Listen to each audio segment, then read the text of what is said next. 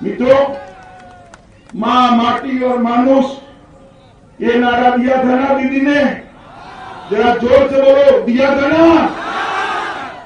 कम्युनिस्टों से बचने के लिए दीदी को लाए थे। आज सबको लगता है कम्युनिस्ट तो अच्छे थे।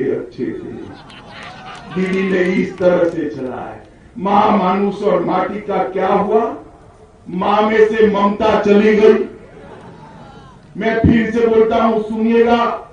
मां में से ममता चली गई, माटी घुसपैठियों को दे दी और मानुष को हिंसा और संतरास से त्रस्त कर मौत के घाट उतारने का काम इस तृणमूल कांग्रेस ने किया। मां, मानुष और माटी का नारा बिल्कुल आज बंगाल की जनता को याद रखने की जरूरत है। जो नारा लेकर आए थे वो नारों में कुछ नहीं हुआ। मित्रों, किस प्रकार से सरकार चल रही है? हम हर धर्म को समान रूप से देखने वाले लोग हैं। ये बंगाल की परंपरा है, भारत की परंपरा है। मगर ममता दीदी इमामों को मासिक भत्ता देती है। मुझे तकलीफ नहीं है, इमामों को मासिक भत्ता दो, भाई जितना देना है उतना दो, मगर साथ में पुजारियों को देना चाहिए, नहीं देना चाहिए? जरा जोर से बोलो, देना चाहिए, नहीं देना चाहिए? वहां उनको साफ सुन जाता है। सिर्फ इमामों को मासिक भत्ता देगी। उर्दू स्कूलों के अंदर उर्दू भाषा को थोपने का काम कर। बंगाली संस्कृति की बात करने वाली ममता दीदी, जहां एक भी उर्दू बच्चा नहीं है, वहां उर्दू शिक्षकों की भर्ती कर रही है। इस्लामपुर के अंदर इसका विरोध हुआ। हमारे दो युवा कार्यकर्ता, राजेश सरकार और तापस बर्मन, उन्होंने विरोध किया।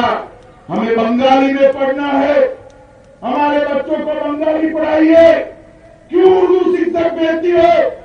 तो दोनों को दिन दहाड़े गोली मारने का काम ये ममता बनर्जी की सरकार ने। मित्रों, क्या दोष था? राजेश सरकार और तापस बर्मन का इतना ही दोष था कि वो बंगाली भाषा में अपने गांव को, बच्चों को पढ़ाना चाहते थे।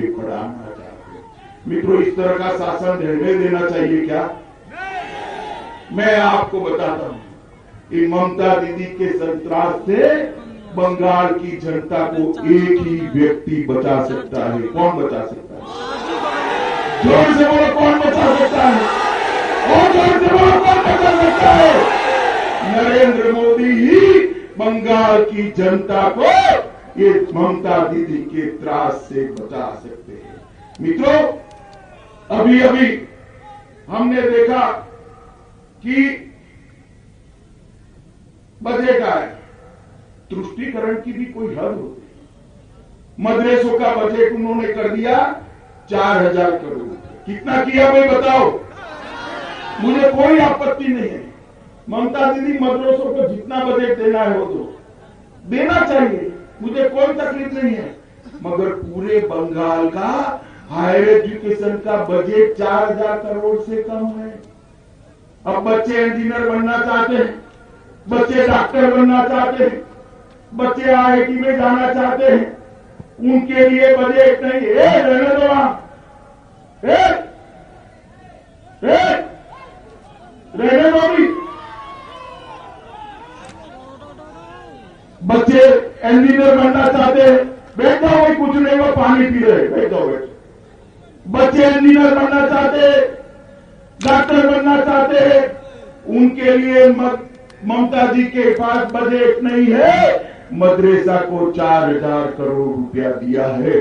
मित्रों, मैं आपको कहना चाहता हूं, एक बार मोदी जी को फिर से बंगाल से बहुमत के साथ प्रधानमंत्री बनाओ। यहां पर डॉक्टर और इंजीनियर बनने वाली कॉलेज डालने का काम नरेंद्र